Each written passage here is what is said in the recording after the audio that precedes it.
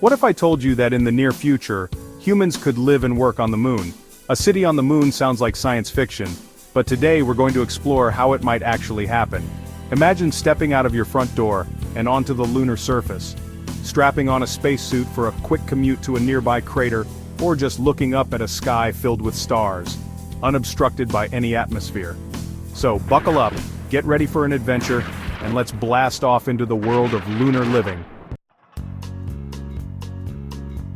The moon, that big beautiful gray rock hanging in our sky, isn't just a pretty face.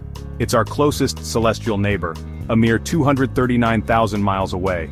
A lunar city could be a hub for groundbreaking scientific research, a launch pad for deeper space exploration, maybe even a tourist destination for adventurous Earthlings. Imagine gazing up at Earth, a swirling blue and white marble from a lunar resort. We could build telescopes on the far side of the moon, shielded from Earth's radio chatter, to peer deeper into the universe than ever before. We're talking about building a new home for humanity, a place where we can learn, grow, and push the boundaries of what's possible. Okay, let's get real for a second. The moon, as awesome as it is, doesn't exactly roll out the welcome mat. First hurdle? That whole no breathable atmosphere thing. We need air to breathe, which means we need to create it on the moon.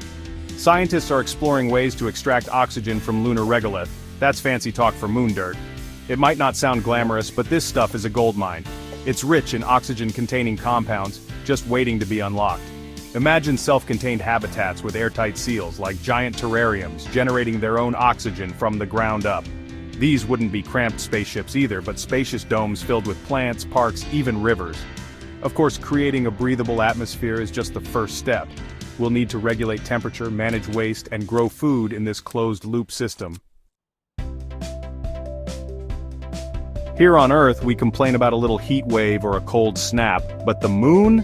It laughs at our puny temperature swings. I'm talking about scorching days reaching a brutal 260 degrees Fahrenheit, hot enough to boil water, and plunging to a chilling minus 280 degrees Fahrenheit at night. That's colder than anywhere on Earth. Future moon cities would need some seriously hardcore insulation. Think futuristic materials that reflect sunlight during the day and trap heat at night. And let's not forget about energy systems. We'll need reliable sources of power to keep those heaters humming and those air conditioners blasting. Extreme temperatures can wreak havoc on sensitive equipment and infrastructure. From innovative building materials to advanced energy capture and storage, we're finding ways to outsmart the moon's extreme temperatures. Water is life. You can't have a city, lunar or otherwise, without a reliable source of H2O. Luckily for us, the moon has a secret stash. Scientists have discovered ice lurking in permanently shadowed craters at the moon's poles. We're talking about potentially vast reserves of the good stuff. This lunar ice could be a game changer. We could melt it down for drinking water, of course, but it also holds the key to oxygen production and even rocket fuel. Extracting and utilizing this ice won't be easy, but with robotic explorers and innovative extraction techniques, we can tap into this vital resource and make lunar living a whole lot more sustainable. Here on Earth we take our atmosphere for granted, but that thin blanket of air does more than just let us breathe. It also acts as a shield, protecting us from the constant bombardment of cosmic radiation and micrometeoroids. On the moon, not so much. Without that protection, moon dwellers would be exposed to higher levels of radiation, which can be harmful to humans in large doses. And let's not forget about those tiny space rocks zipping around. Even a small micrometeoroid can pack a punch. Underground habitats would offer natural protection from both radiation and micrometeoroids. Imagine cozy subterranean cities, bathed in the soft glow of artificial sunlight, safe from the harsh realities of the lunar surface.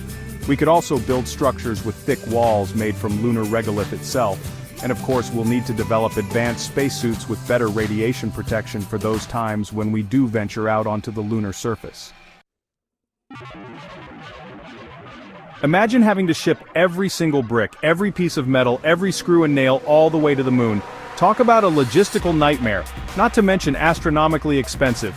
Luckily, the moon is a treasure trove of resources just waiting to be tapped. We've already talked about lunar regolith as a source of oxygen, but it's also a fantastic building material.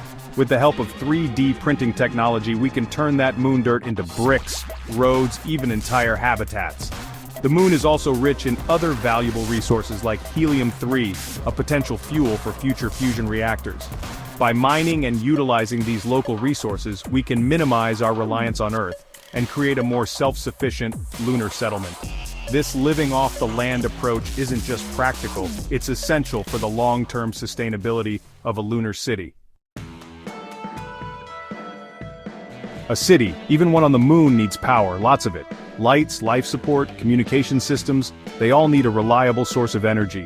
And while we could ship up some nuclear reactors, there's a much more elegant solution staring us right in the face: the sun. The moon is bathed in solar energy. Massive fields of solar panels could capture this energy, providing a clean and sustainable power source for our lunar city. But there's a catch.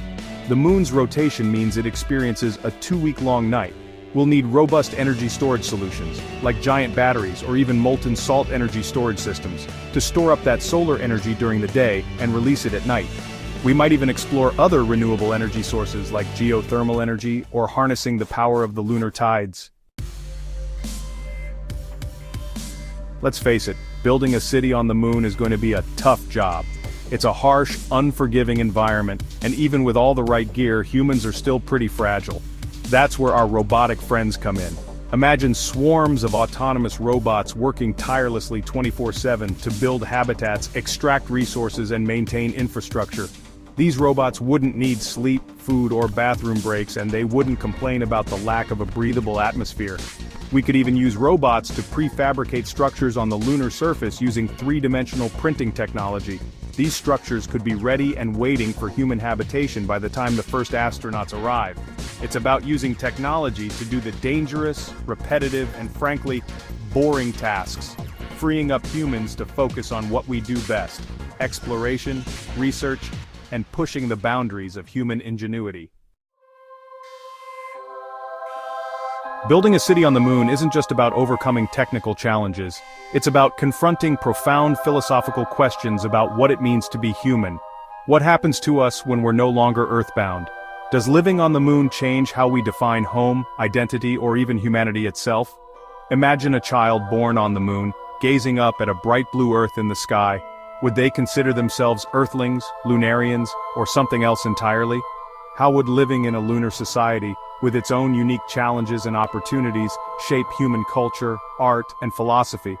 As we venture further into the cosmos, we're not just exploring space, we're exploring ourselves.